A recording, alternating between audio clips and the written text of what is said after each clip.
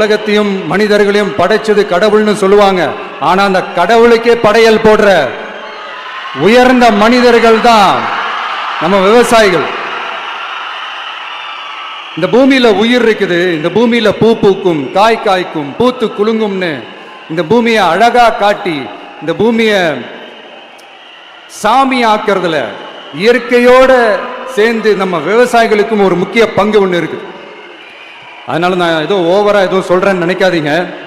எனக்கு இந்த அடுத்த ஜென்மம் மறுபிறவியை பற்றியெல்லாம் எனக்கு தெரியாது. அது உண்மை அப்படின்னா அடுத்த ஜென்மத்தில் நான் ஒரு விவசாயி குடும்பத்தில் பிறக்கணும்னு ஆசைப்படுறேன். அண்ணே, உண்மையிலேயே உனக்கு மறு ஜென்மம் கிடைக்கணும்னே நாங்கள் மனசார நினைக்கிறோம்னா, மறு ஜென்மம் கிடைச்சி இந்த விவசாயிகள் படக்கூடிய கஷ்டத்தில், அது குறிப்பாக நீங்கள் மறு ஜென்மம் எடுக்கும்போது அப்போ உங்கள் கிட்டத்தட்ட உங்கள் ஆட்சி நடந்து முடிஞ்சிருக்கும். அப்போ உங்கள் ஆட்சி நடந்து முடிஞ்ச பிறகு தான் நீங்கள் மறு ஜென்மம் எடுப்பீங்க, நல்லா இருப்பீங்கன்னு நினைக்கிறோம். நீங்கள் மறு ஜென்மம் எடுக்கும்போது நீங்கள் உண்மையிலே நினைப்பீங்க, தமிழ்நாட்டில் யாரோ ஒருத்தங்க ஆட்சி பண்ணி மோசமான ஆட்சியை கொடுத்தாங்க 50 வருஷத்துக்கு அப்புறம், அதுக்கு பிறகு ஒருத்தங்க வந்தாங்க, இந்த தமிழ்நாட்டை இருபோக முப்போக வளர்ந்த தமிழ்நாட்டை சீரழிச்சிட்டாங்க, எந்த விதமான அரசியல் அறிவும் இல்லாமல் சீரழிச்சிட்டாங்கன்னு சொல்லி நீங்கள் புலம்பணும்னு. அப்படி ஒரு மறுஜென்மம் நீங்கள் எடுக்கணும். ஆனால் கூடுதல் விஷயம் என்ன தெரியுமாண்ணே, நீங்கள் அடுத்த ஜென்மத்தில் விவசாயி ஆகணும்னு அவசியமே கிடையாதுண்ணே. நீங்கள் இந்த ஜென்மத்திலே விவசாயி ஆகலாம். நீங்கள் அடுத்த ஜென்மத்தில் விவசாய குடும்பத்தில் பிறக்கணும்னு அவசியம் கிடையாது. நீங்கள் இந்த ஜென்மத்தில் இப்போ நினச்சா கூட விவசாயி ஆகலாம். நீங்கள் விவசாயி கூட ஆக வேண்டாம். நான் விவசாயிகள் படக்கூடிய கஷ்டம் என்னவாச்சு நம்ம தெரிஞ்சுக்கணும்னே. ஏன் சொல்கிறோம்னா, ஆடி பெருக்கு வரப்போகுது, திங்கக்கிழமை ஆகஸ்ட் 3ஆம் தேதி.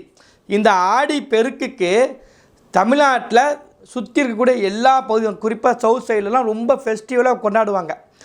அதுவும் திருச்சி பக்கத்தில் எடுத்துகிட்டு வச்சுக்கோங்களேன், அந்த காவிரி நீரை அப்படி வரவேற்பாங்க. அத்தனை மக்களும் அந்த காவிரி நீரை அது எப்படின்னா அது வருஷம் நடக்கும் நிகழ்வு. ஆனால் அந்த நீரை நம்ம மக்கள் எப்படி பார்ப்பாங்கன்னா, ஒரு தெய்வத்துக்கு ஈக்குவலாக பார்ப்பாங்க. அப்படி மரியாதை நடத்தக்கூடிய அந்த ஆடி பெருக்கு நிகழ்வுக்கு தமிழ்நாட்டில் திருச்சியில் தண்ணி ஓடலை. நான் ஒரு வீடியோ ஒன்று பதிவு பண்ணுறேன்.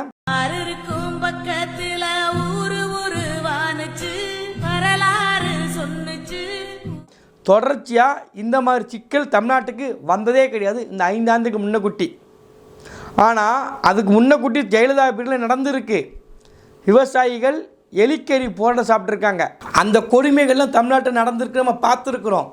ஆனால் அதெல்லாம் தாண்டி இப்போ தமிழ்நாட்டில் திருச்சியில் தண்ணி இல்லாமல் பொட்ட காடாக இருக்குது.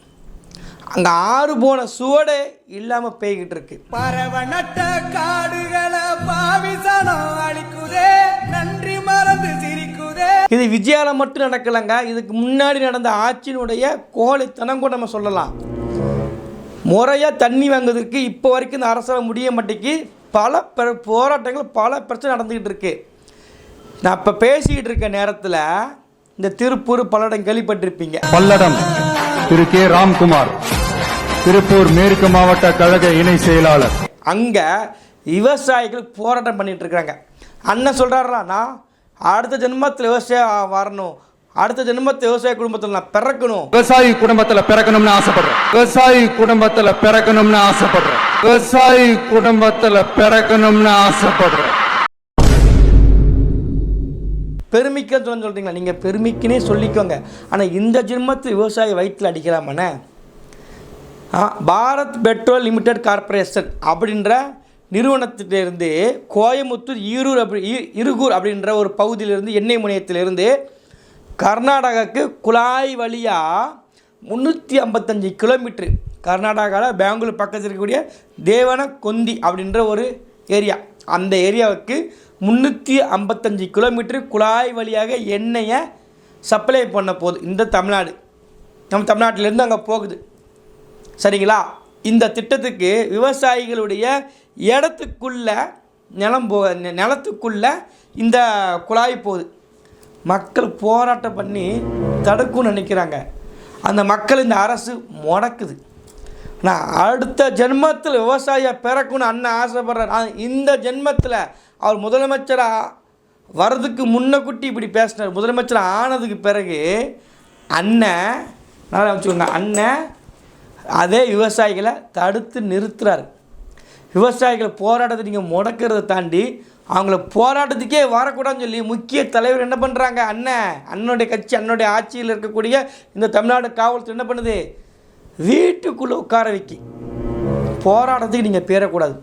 இதே தான் டெல்லியில் பண்ணுவாங்க. டெல்லியில் போராட்டம் நடக்க போகுதுன்னு வச்சுக்கோங்களேன், நம்ம எந்த வழியில் போக முடியும், நடந்தால் போக முடியும், ட்ரெயினில் போவாங்க, இல்லை பேருந்தில் போவாங்க, அப்படி இல்லைன்னா அதிகபட்சம் ஃப்ளைட்டில் போகலாம். அப்படி இந்த விவசாயம் போராட்டம் பண்ணுறதுக்கு ஃப்ளைட்டில் போய் பண்ண மாட்டாங்க, நமக்கே தெரியும். அதிகபட்சமாக எல்லோரும் போவதற்கான சூழ்நிலை இருக்குது. எதில் இருக்குது, தொடர் வண்டி தான்.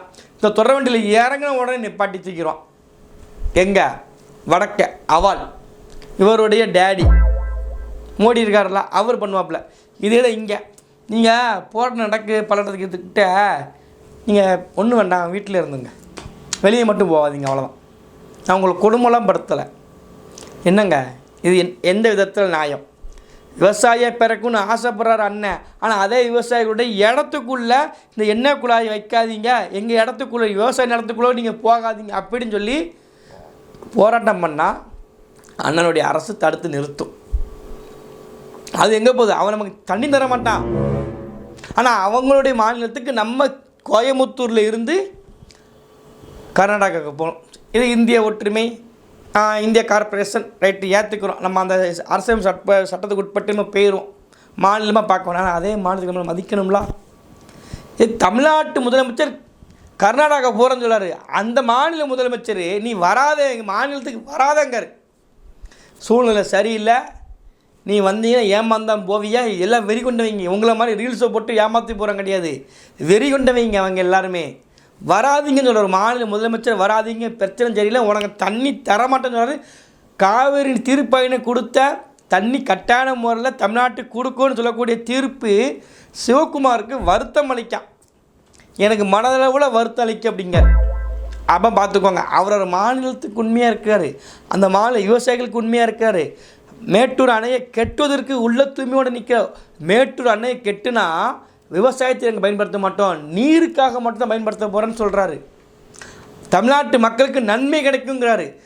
அணையே கெட்டாமலே நமக்கு தண்ணி தர மாட்டேங்கிறாங்க, அங்கே அணை கெட்டங்க, அங்கே ஒன்றுமே கிடைக்காது, அப்படி போய்கிட்டு இருக்கு. ஆனால் மாநில முதலமைச்சருக்கு அதை பற்றி பிரச்சனை கிடையாது.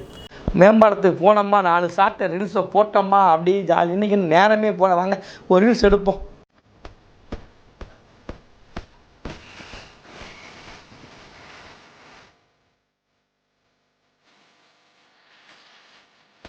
பசங்க ரீல்ஸ் போட்டுட்டு அதை கொஞ்சம் லைக் வாங்கிட்டாங்க, நம்ம கொஞ்சம் ஃபாலோவர்ஸ் ஏற்றுவோம் வாங்க. அப்படி சூப்பர். இன்றைக்கி டேக் ஓகே தானே? ஓகே, அருமையாக வந்துருச்சுன்னா அடுத்த ரீல்ஸில் பார்ப்போன்னு போயாச்சு.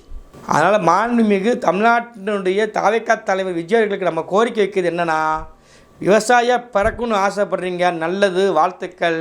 அந்த விவசாயிகளுடைய இடத்துல நீங்கள் சொல்கிறது ஒன்று, செய்கிறது ஒன்றா இருந்துக்கிட்டு இருக்கு. இதே தான் திமுக பண்ணிச்சு, இன்றைக்கி நீங்கள் பண்ணிக்கிட்டு இருக்கிறீங்க. திமுக குப்புற வச்சுட்டீங்க, மகிழ்ச்சி. நாளைக்கு நீங்களும் குப்புரடிக்க விழுந்துருவீங்க. அதனால் தலைக்கணத்தோடு ஆடாதீங்க.